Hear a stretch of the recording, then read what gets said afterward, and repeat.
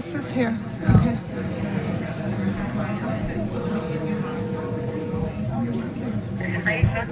Great, you're here. Thank you, hon. Okay, are we ready? We're ready. All right, good evening, everyone. The regular meeting of the Kansas City Public School Board of Directors, December 12, 2018, is now called to order. Will the secretary please call the roll? Ms. Robinson? Here. Ms. Manser? Here. Mr. Oates? Present. Mr. Evans? Here. Mr. Fierro? Here. Dr. Hartsfeld? Here. Ms. Lewis? Yes. Ms. Morris? Here. Ms. Wolfsey? Here. Okay, the quorum is present. Board Member Asia Morris is joining us by phone. Board Member Natalie Lewis is joining us by FaceTime. We do have 10 people that wish to address the board tonight. We want to remind our speakers that you have 3 minutes per speaker. The chair recognizes Tammy Timmons.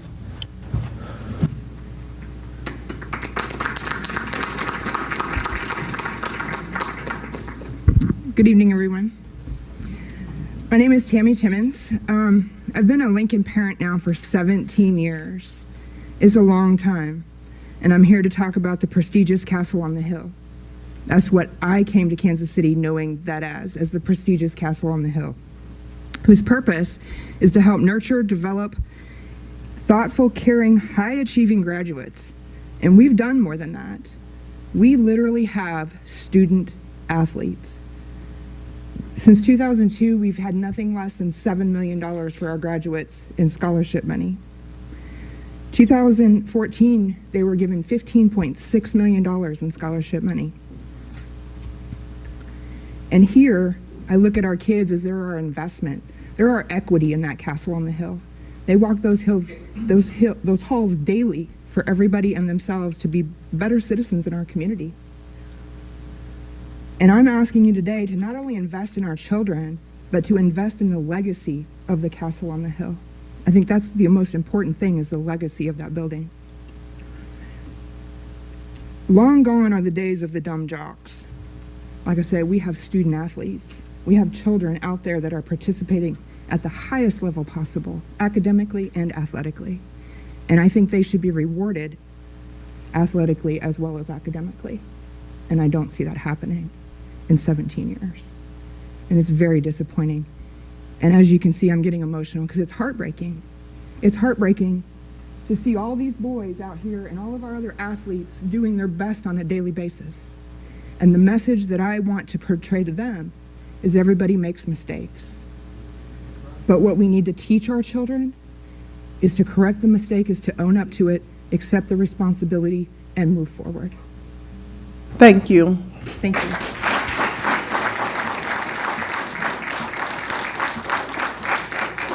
The chair recognizes Julius Foster to talk about Lincoln.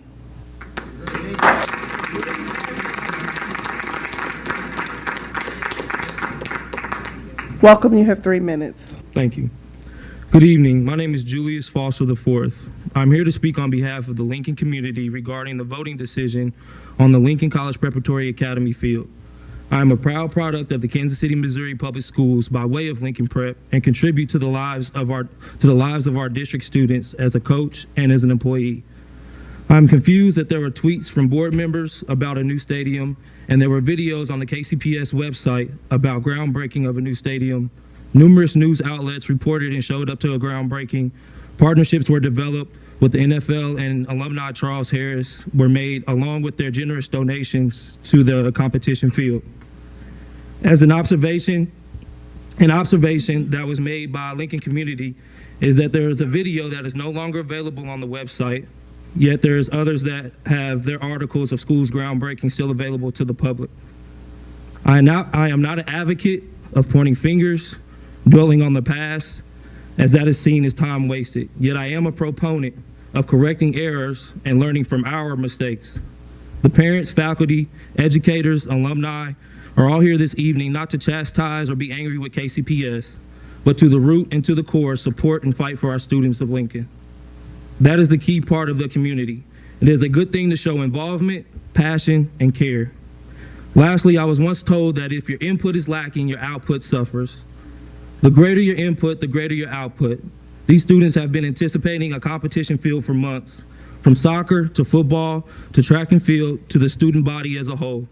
I challenge the successful leaders of this board to engage more and push your input so that we as a KCPS family can have our outputs for betterment of the students. I strongly consider a revote, whether that is today or in January.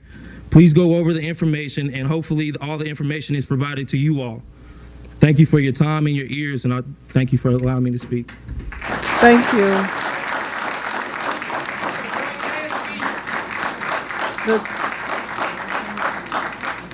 The chair recognizes Tammy Timmons to discuss the Lincoln Field. Welcome, you have 3 Good evening. minutes. My name is Tamika Cobbins, and my son Howard Brown has been in the Kansas City Public School for 2 years. Me as a parent never wanted my son to go to a public school. He was always in charter school. But when he got accepted at Lincoln, I leaped out on faith to let him go there. As he went through the 2 years he's been at Lincoln, he's expressed concerns about the learning conditions at Lincoln. He's expressed his concerns about thinking they were going to get a competitive stadium and knowing that it was voted down. He has also has expressed concerns about just the facility. And Lincoln is a signature school. Lincoln does not look like a signature school on the inside nor the outside. So this is just one way of paying them back for all the excelling they're doing academically. You know, they're athletes. And they're owed this. They're owed the stadium, and I feel that you have to, in order for you to excel, you have to be equipped with the things to excel. All their competitors have stadiums. Even the schools in the IL have stadiums. Lincoln doesn't. The field isn't even in conditions to, in my judgment, to practice on. So they're owed this. And their children, they thought they were getting the field. I don't take kindly in disappointing kids. They have nothing to do with this. So I know you guys will make it right. I mean, I know it's in the kids are in everybody's best interests. So the only thing that has to be done is just to make this right. And we wonder why other kids migrate to the suburbs or outer skirt schools. Because they don't have what they need to be successful. People don't even want to come here to scout our kids. It was embarrassing for that field. Lincoln won player football team of the week. It was embarrassing for the news to have to show that field. Like, it's embarrassing. But I know on January 9th that when you guys vote, the kids' interests will be in your hearts and you will vote in their favor. Thank you for this opportunity. Thank you. We recognize William Lowe to talk about the Lincoln Field. Welcome, Mr. Lowe. You have 3 minutes. All right, good evening. I'm a Lincoln parent, teacher, and the head football coach at the school. I want to thank the board for allowing us to speak tonight and having this opportunity. I want to thank Dr. Bedell for his consistent support and understanding that success in academics and athletics are directly correlated. I want to thank the Lincoln community for showing up in support tonight. And this is my 17th year as a public educator and high school football coach, and I take great pride in representing Lincoln and KCPS. Our coaching staff consistently stresses to our student athletes that they represent themselves, their families, their coaches, their school, and their district. We're continuing to build a first-class program that excels academically and athletically, and we're looking forward to an athletic facility to take pride in. Lincoln currently has nothing to call its own in regards to athletic facilities. We compete off-site for football, soccer, track, basketball, baseball, tennis, and swimming. We're the only school in the district where this is the case. Everyone at Lincoln has been excited over the news of the stadium dating back to last March when we received the $250,000 grant from List KC and the Kansas City Chiefs. It's stated on their website it would go to a competitive field. This summer, the excitement continued as Charles Harris came home and donated $100,000. We had a stadium groundbreaking where pictures and diagrams were shown of the stadium. This continued at the Lincoln Open House and the Back to School Night where the architect was present. Our current facilities have given our athletes an unfair playing field, but we still expect them to excel. And no matter what happens, we will always expect them to excel at Lincoln. Our coaching staff spent many hours on Sunday evenings this season hand-painting lines on our football field so our athletes would be prepared to play a game on a real field. It's our job to make sure our kids reach their goals academically and athletically. We've been waiting patiently, and now is finally our time. During this past season, I did a radio interview for our football team, and the host, who had seen the news of the new stadium, declared Lincoln as one of the coolest places in all of Kansas City to have a stadium. He said not only would it overlook downtown and one of the highest points in the city, he said, but it also would be literally steps away from where the greats of the Negro Leagues played at Muehlebach Field, and later the Chiefs and Royals at Municipal Stadium. The entire student body, alumni, families, and community are excited over the new stadium and the sense of pride it will bring to a historic school. Please allow our students the chance to see this come to fruition as soon as possible. Thank you. Thank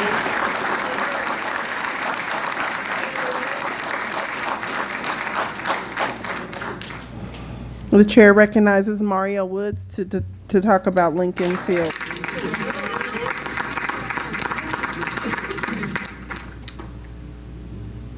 Welcome, Mr. Woods. You have 3 minutes. Good evening. My name is Mario Woods, and I am a junior here at Lincoln. These past few years, all Lincoln students at a point in time had to endure the dangerous disadvantages of what some may call a field, but us as players refer to it as a graveyard. I can tell you firsthand, as I am a running back. Me, along with other running backs, will have to wear our ankle braces or get wrapped up just to be safe for the week. There have been numerous amount of injuries to all our athletes due to the condition of the field. And Lincoln's outside athletics have to deal with a poor disadvantage, as well as seeing the other IL schools with stadiums as well. We play on dirt and are far more better than any school in the IL. We were already promised a stadium.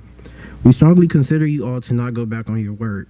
Not only that, but Lincoln is currently establishing good programs without a stadium. So just imagine what we would do with one.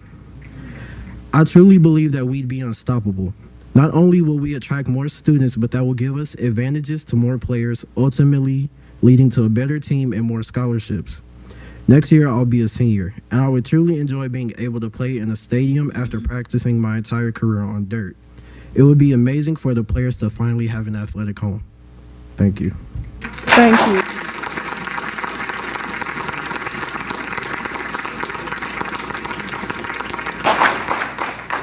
Thank you, Mr. Woods. Josh Kristofferson to discuss the Lincoln Field.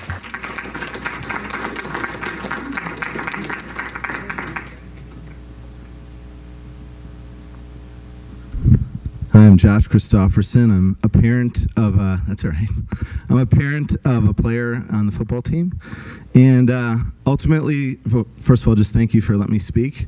Ultimately, we're here because of education. This is the Board of Education, and there's a lot of ways that we learn, and oftentimes when we think of education, we immediately think of the classroom. We think of things like math and science and history, and certainly there are things that we learned in those classrooms that we remember and things that we forget. But education isn't limited to a classroom. Education is also happening in situations much like the situation we currently find ourselves in right now. And it's not just our teachers that are ones that are teaching as great as they are, but it's our community leaders like the school board that I'm looking at right now that are teaching the kids by the actions that they take or don't take. And one of the concerns that I have, and I'd like to encourage you in, is that what you do tonight or whenever this vote does take place, is teaching something. And it's important that the kids know, not just from their classrooms, but from their community leaders, that integrity does still matter. And when someone says something, that they mean it, and that humility is a big deal, and that taking responsibility is important, even for things that aren't our fault. Because the truth is, there's mistakes made.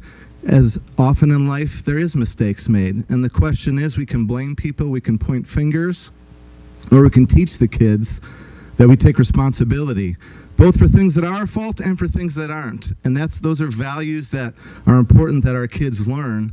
And when it's all said and done, although they remember many things in their classes, This is a circumstances that many of them will probably remember, perhaps for the rest of their life or for a long time, because of the effects that this has on them personally.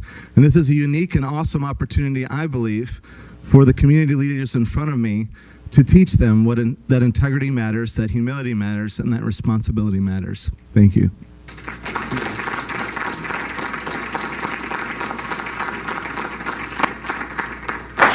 The chair recognizes Carmen Foster to discuss the Lincoln Field.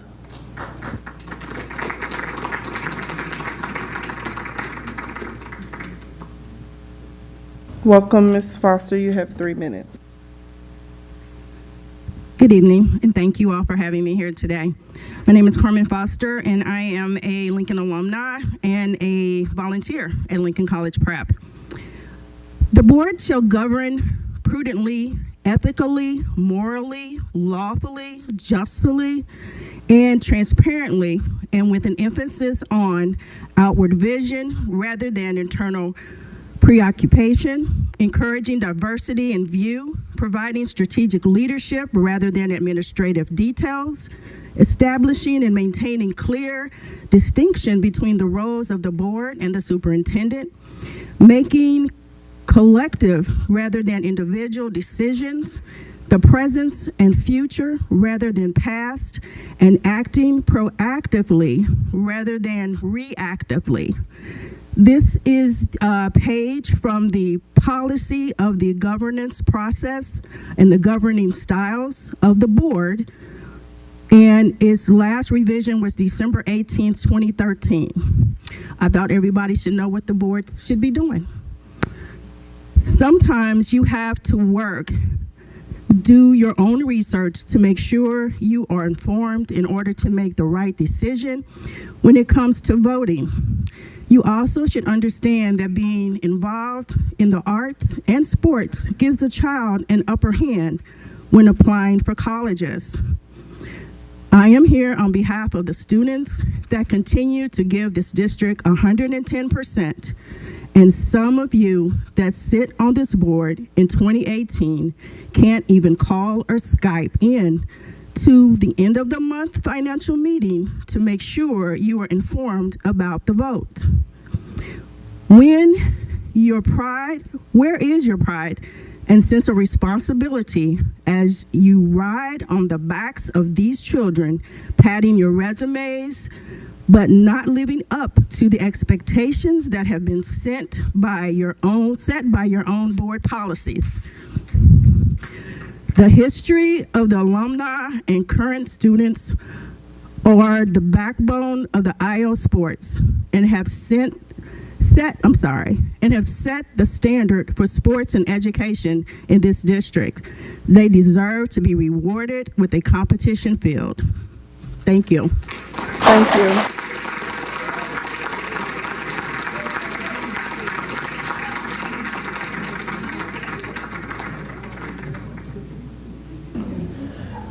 The chair recognizes Angeline Howe to discuss the Lincoln track field.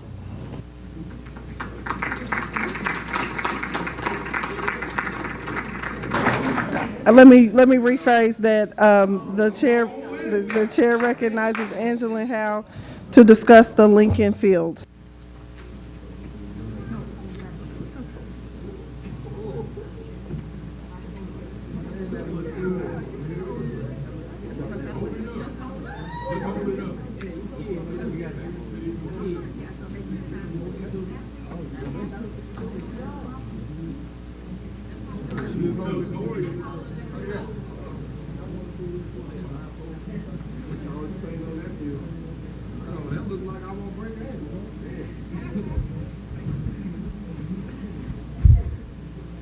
Good evening, Dr. Bedell, Ms. Robinson, and the board.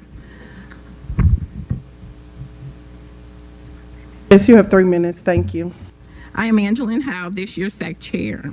We are all here tonight for the Lincoln High School Stadium project. For the last 2 years, I have participated on various committees, from opening the middle school and the field project to the evaluation committee, on the committee with Wellner Architectural Firm for planning and scope. I am fully invested. This is very personal to me, and tonight's meeting is a board workshop meeting. So here we have, everybody can see the boards. I got these from Wellner Architectural Firm, who is doing our field and the scope. We have, during this phase and process, the board has, well, not the board, but the district has bought 2 pieces of property so that the field can be expanded so that it'll reach out to the 22nd Street side and back to our parking lot side. In order to accommodate the seating, the field will be lowered 7.5 feet to house 1,000 Tiger fans. The Lincoln Stadium will not only host football, but soccer and district track events. The stadium will have a press box, a working PA system, a scoreboard with running clocks, lights, a video press taping platform for Friday night lights. There will be 6 feet of fencing to surround and enclose the field to make it safe. The proposed field itself will be a beautiful Lincoln blue with yellow and white embellishments. There will be a walkway connecting the high school and the middle school for cross-campus learning.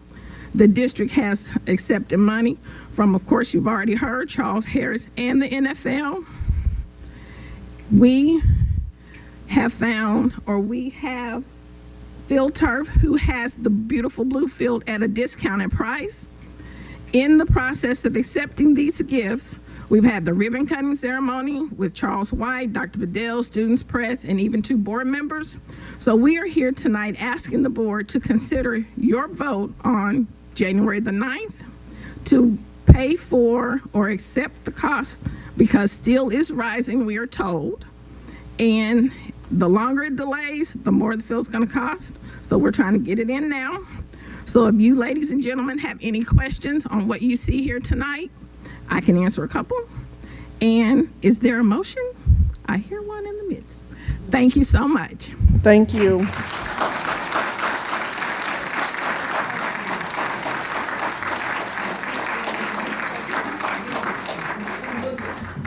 Can we get security to remove the boards before we get the next speaker? Thank you.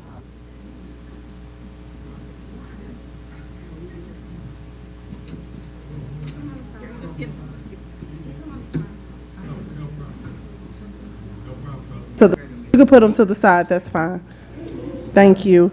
The chair recognizes James McGann to discuss the Lincoln Field.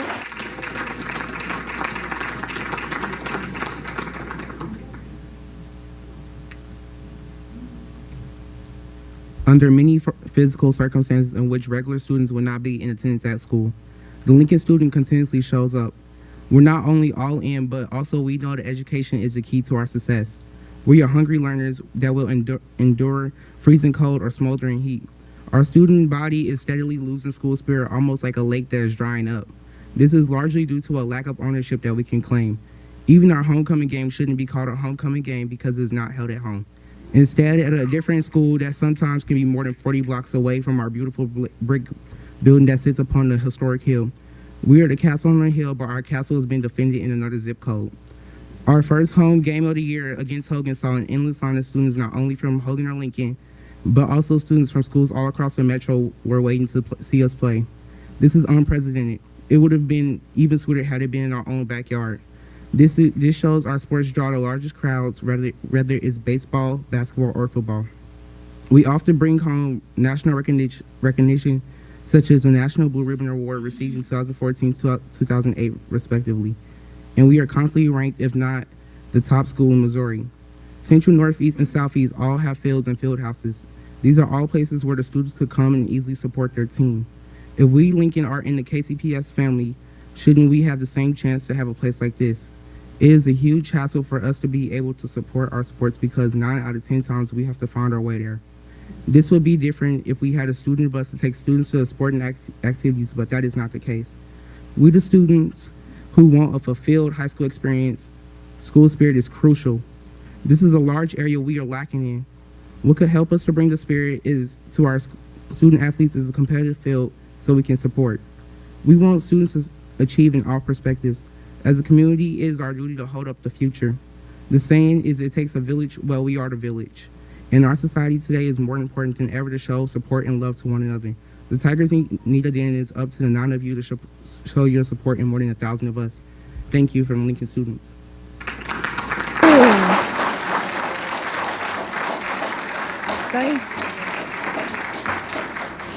Thank you, Mr. McGann. The chair recognizes Ron Hunt to discuss volunteerism in public schools. Welcome, Mr. Hunt. You have 3 minutes, sir. Wow. Okay, let me get going because that cut me off. I'm really proud of your students at Lincoln High School. I'm really proud of you. I back you. I've been with the district for 25 years. I've seen them come and go. Come and go. Come and go.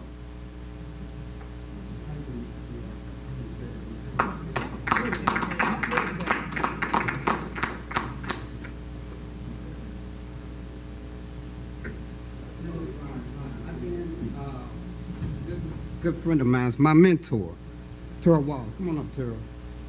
Back in 1993, I met Terrell Walls. Where was we at, Terrell? Shoto Court.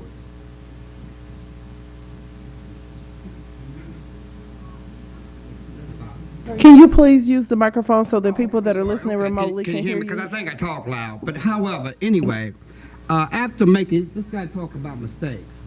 I made some mistakes in my life when I was 14, 15, 16 years old. Mr. Hunt, we need you to use the microphone, please. No Thank problem. you. That are listening remotely that want to hear you. Thank you. No problem. Okay. 14 to 15 years old. I made mistakes in life. Okay? And I want the board to know, maybe you're not familiar with who I am. I thought, you know, some people think that they're more known that they are. They really think that they are. But here's the deal, real quick. I went through 5 superintendents. The only person I see probably here is Daryl Davis, probably a young man down at the end. Okay? I've saved a lot of young people's lives. I made sure a lot of young people graduated. Daryl Davis, I worked with him at Westport High School. Is that correct, Daryl? Was it Westport High School? Thank you, sir. In 2003, I brought that man in front of y'all to I'm used to talking, walking. I brought this man to Truce Elementary School. I brought him to Truce Elementary School. He flew his jet into the downtown airport. I had Reverend Hartsfield and all these kids on the billboards. Throughout the years, I came up with a program called Children Against Violence Art Contest to make sure kids know if they're being sexually assaulted and abused. I went to Central Middle School this year. I've been up at Central Middle School, I think, about 5 months. So Dr. Bedell, saw him up there. FEC wanted me to go get some teens from high schools, some jobs. I got stopped at the door. People looked at me like I was a pedophile. They said you didn't verify to do something. And this was crazy. It was silly. And I thought that it was really silly. I brought Terrell. Terrell, tell them what we've been doing. I'm sorry, Mr. Hunt. He's not on the schedule to speak, so you'll have to. You have 10 seconds left. 10 seconds. Anyway, however, out of respect, Dr. Bell, I've contacted you. I have not heard anything back from you.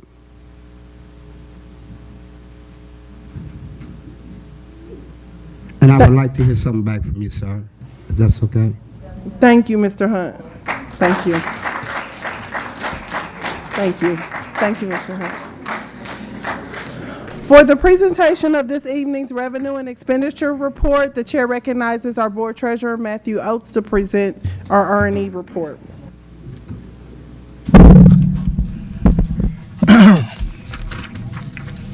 All right, so we'll go ahead and get started on our monthly expenditure report for the month of November. So again, so we're going to start out on our revenue page.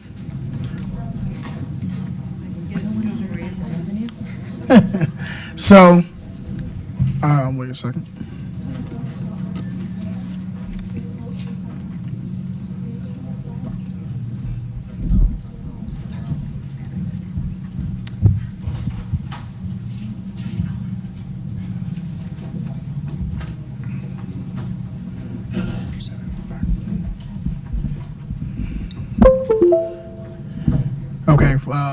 If you guys have the expenditure report out in the crowd, you can follow along with this. I think we got it. Okay. Now we got it. All right. Starting out with our revenue page. First off, we'll take a look here. Now, year to date, we're sitting at almost $10 million. That's about a $2 million increase over last year.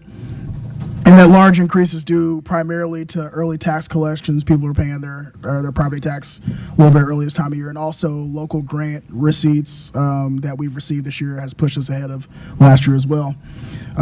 Looking here at our state level, we're at $5.2 million this year compared to $4.6 million last year, and that increase again is due to the state has done their annual correction payment earlier this year, and also more funding in our transportation and in the state foundation formula. Looking at our last line here under federal funding, this year we're at $10.2 million this year, which is about a $1.5 million increase over last year.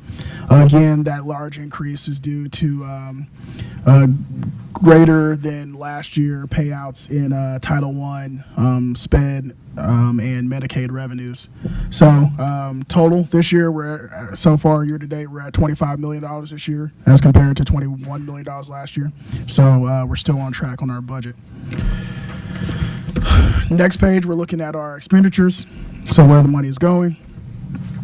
Top line here is under administration.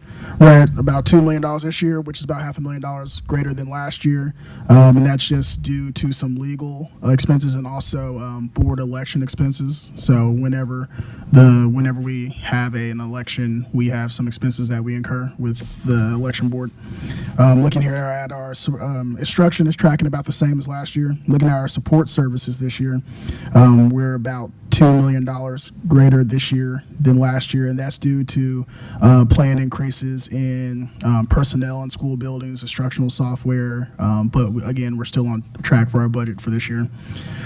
Plant services, we're looking at $11 million this year versus $10 million last year. Again, that remains on budget, and the partial increase in our expenses due to this being our first full year of having in-house custodial services. So if you recall, I believe we made that change in November of last year. So we've now had that for a full year. People transportation is about $1 million behind last year at $1.8 million, and that's just due to timing of invoices for those services. Community services and community and adult services are at $898,000 this year compared to $1.4 million last year, and that's just due to planned savings that we received again from our partnership with Link. So our total expenditures this year is $75 million, which is roughly $1.7 million in last year. But again, we're still on track with our overall total approved budget. So your pie here, where the money comes from. We have here, again, that 80% roughly of the school district's money come from local revenue sources, property taxes, Prop C taxes. Next page is where the money goes. So again, I always like to point out that instruction in direct classroom and other instruction account for more than half of the spending that we have here as a district. And then finally, our revenues versus expenditures. So again, our red line is our expenditures, our blue line is our revenue. Ideally, you'd like to see your blue line over your red line, but due to timing of our property tax payments that come in January, we like to keep a healthy fund balance so we're able to fund the first 6 months of the school year. So come the February expenditure report, you'll see that blue line cross over the red line, and then it will remain that way for the rest of the year. At this time, I'll go ahead and open it up for any other questions. Are there any questions? Thank you, Board Treasurer Oates, for your presentation. Are there any committee reports? Seeing, yes, go ahead. I got you. Board Member Manser. I'd like to make an announcement about School Board School, we are having a second session of School Board School. It's a training program and overview of school board service. That will be happening tomorrow night here at the Board of Education, starting at 5 p.m. We will provide dinner. We held our first session on this past Saturday. The purpose of School Board School is to answer questions and provide an introduction to what the roles and responsibilities are of a school board member, what our accountabilities are to the state, how does the district receive its funding, and other legal actions and responsibilities that are involved in this role.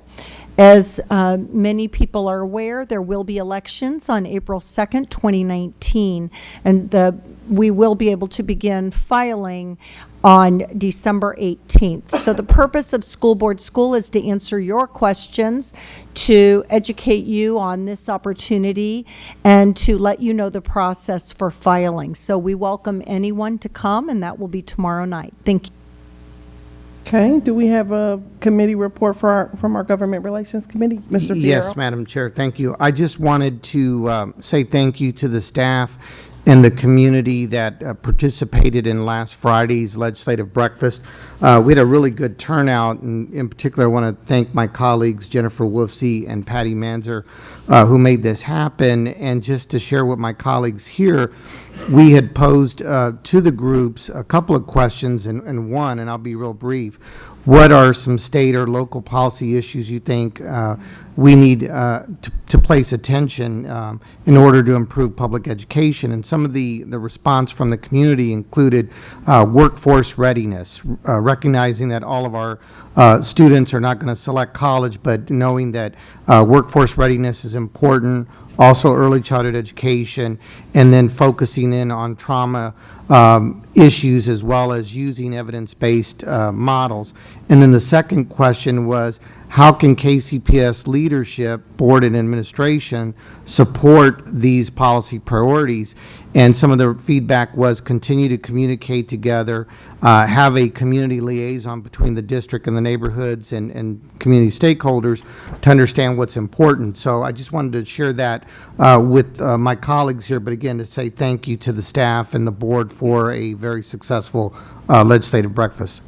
Thank you, Board Member Fierro.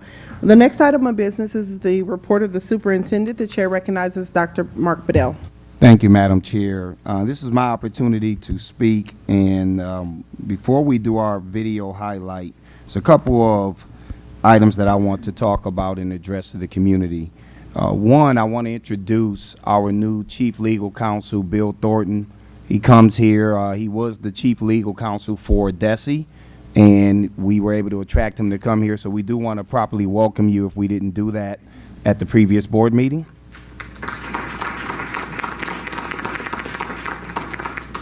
Secondly, as we think about this situation with the Lincoln football field, I thought long and hard about whether I would respond at this time or just kind of wait and go through the process. But I think it's fair that I tend to be an open book. I tend to speak my truth, and I want to make sure that I'm doing that here with all of you. It is our intent to bring this back to the board. I also want people to know that part of the responsibility of an elected board is to create conditions where there are balances and checks.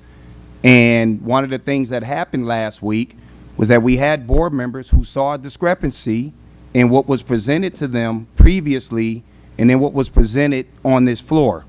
And as the superintendent of this school district, this is where I always tell people I have to own that. We have to own that there were some processes that didn't take place.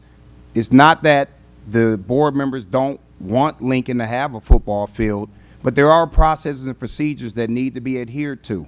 And so we're going to work with our board to make sure that there are no missteps, to make sure that when we bring this back, and we will bring it back at the next business meeting, that we will make sure that all I's are dotted, all T's are crossed. But I want to make sure that the community has a thorough understanding. The board is doing what it's supposed to do. That's the job of the board. Their job is to provide checks and balances, and it's our job to make sure that we're giving accurate information, we're presenting things accurately, and that we're not creating any missteps. So we will take care of this. Here's my assurances to all of you. I know that this board and admin have the Lincoln community best interests at heart. This board vote was not about depriving those students or the community. Instead, it was about making sure that we get the process right. We have every confidence that we will be able to move forward, and I could have put it on the ballot today, and I believe that we have 5 votes. That is not how I operate. I want to make sure that whatever the issue was that resulted in board members having concern, that is fixed, and that we are moving forward, running the school system the correct way. And so we ask for your patience, and we ask that you understand and trust that we have the interests of every single one of the students in this school district at heart, and that we will make sure that we're making the right decisions that will advance this school system to the next level. We're proud of the work that we've done in the 2.5 years that we've been here. We need your support, and we really appreciate the advocacy, the amount of people who showed out tonight. But I would ask that you go back and allow for your children that were here, the students, to listen to this component, because many of them left and they need to hear that there are missteps on our side that we will work with our board on, and this process will be taken care of. Thank you.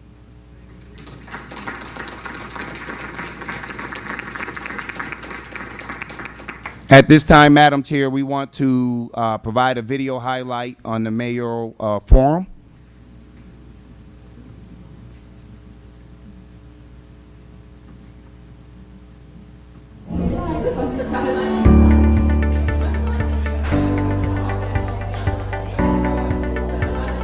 We are KCPS.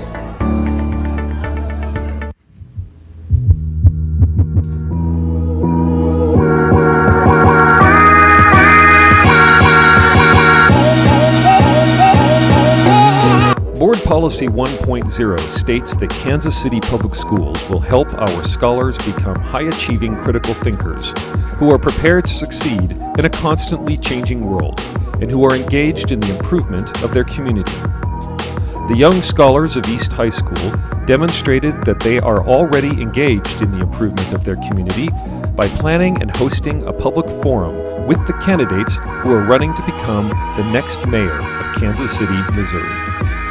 Held on Wednesday evening, December 5th, the forum included 9 mayoral candidates, including business owner Rita Berry, City Councilwoman Alicia Kennedy, business owner Phil Glynn, City Councilwoman Jolie Justice, City Councilman Quentin Lucas, Attorney Steve Miller, City Councilman Jermaine Reed, and City Councilman Scott Taylor, and Mayor Pro Tem Scott Wagner. The forum was started as an idea generated by the students in social studies teacher Catherine Perna's social justice class. Prompted by Ms. Perna's lessons around the importance of civic engagement during elections, her students planned, organized, and hosted the event with support from the Communications and Community Engagement Department. The students researched who was running, invited the candidates to participate, and decided on the event format. Over about an hour and a half, the students asked questions they had carefully crafted to get the views of the candidates on a wide range of issues impacting their school, community, and the entire city. The candidates shared their perspectives on complex issues like affordable housing, police training, and education funding. Kansas City, Missouri residents will winnow down the mayoral candidates during the primary election on April 2nd, 2019. A general election between the top 2 vote-getters will be held on June 18th. Everyone at KCPS thanks and congratulates the students of East High School for organizing this forum and for helping voters make a better informed decision when they go to the polls.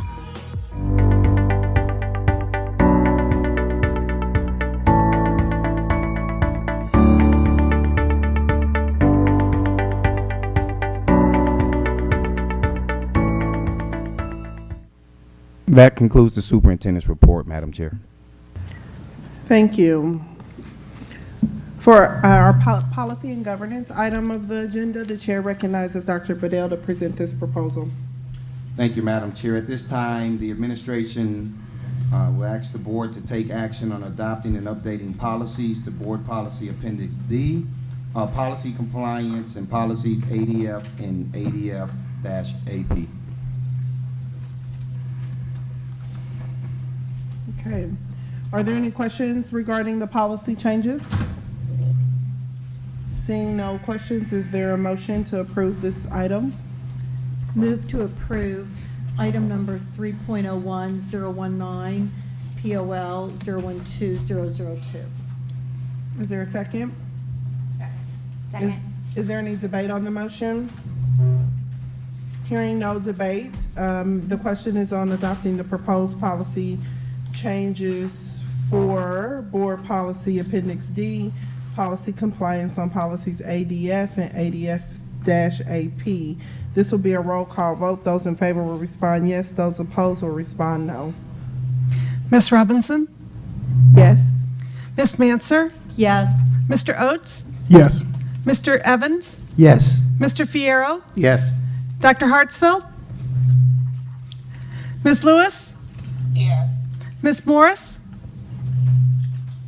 Ms. Wolfsey? Yes. There is a majority in favor and the proposed policy changes are approved. For item 4.01, education-based services in the amount of $800,000, the chair recognizes Dr. Bedell to present this proposal. Thank you, Madam Chair. This is educational-based services contract in the amount of $800,000. We're just asking the board for its approval. So moved. Second. Are there any questions or debate on the motion? It would now be in order to have a roll call on the education-based services in the amount of $800,000, not to exceed $800,000. Will the secretary please call the roll? Ms. Robinson? Yes. Ms. Manser? Yes. Mr. Oates? Yes. Mr. Evans? Yes. Mr. Fierro? Yes. Dr. Hartsfield? Ms. Lewis? Abstain. Ms. Morris? Ms. Wolfsey? Yes. There is a majority in favor and the agreement is approved. For item 4.02, Truce Elementary renovation in the amount of $1,232,500, the chair recognizes Dr. Bedell to present this proposal.